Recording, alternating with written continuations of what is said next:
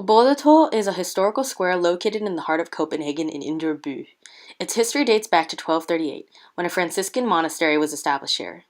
The name derived from the gray-dressed mendicants known as the Grey Friars, who built the monastery. After the monks abandoned the monastery in 1530, the cellars of the friary and eventually the church itself were converted into a prison. In 1621, Christian IV recommissioned the church to be a house of worship. In 1728, the three-day Copenhagen fire ravaged the capital. Large parts of the city were burnt down, calling for a major reconstruction project. Many of the houses on brødretorv were built as a result, accompanied by subsequent construction after the British bombing of Copenhagen in 1807. From the late 19th century to the mid-20th century, brødretorv was occupied by a bunker surrounded by parking spaces. Then, in 1968, brødretorv was integrated with the rest of the pedestrian zone in Strø, and thus was converted into a quaint little square lined with colorful house fronts. The large plateau was decorated by a cobblestone street, a large, distinct plane tree, and Søren Jorg Jensen's fountain art. The area was highly frequented in the 1980s by students from Copenhagen University and yuppies who would eat there for lunch or grab a drink in one of the cafes or restaurants with outdoor serving. Today, the small square is visited more often by working adults on their lunch breaks or wandering tourists. It serves as a tranquil part of the city that offers a good chance to sit down and enjoy a meal or simply a drink, hosting several trendy restaurants and cozy cafes. On nice days and in the summertime, coffee houses and restaurants place their seating outdoors, which offers a great view during the Copenhagen Jazz Festival and other small outdoor concerts.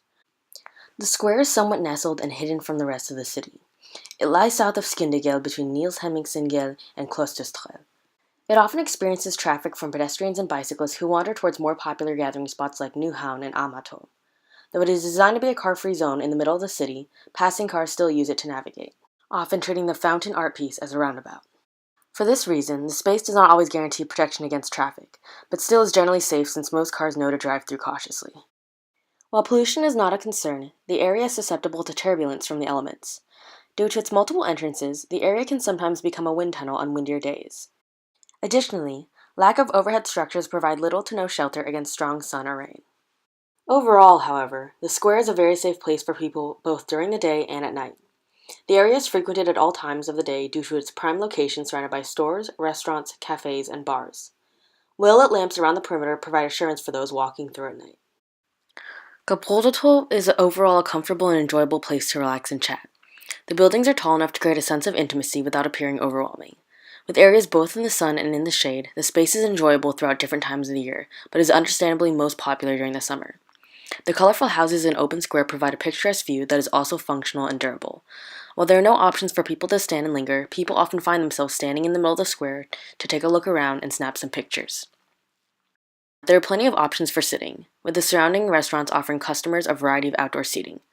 There are also 15 public benches for people to sit on around the large plane tree or on the edges, oriented to face the square for good people watching. The fountain fills the space with calming sounds of trickling water, which serves as the ideal ambient noise for conversations by the seating areas. My investigation concluded that the square mainly functioned as a thoroughfare for people. Generally, the square does not become very active until around noon, when people arrive for their lunch breaks. Its peak activity occurs around mid to late afternoon, with 100 people spotted moving through the space within a 5-minute period. As it gets darker, the square mainly witnesses people quickly moving through the space, serving as a shortcut to one's final destination. Of people moving, the majority was made up of people walking and on bikes. The area was also frequented by families pushing their babies in strollers and was also accessible to the limited few needing wheelchair support.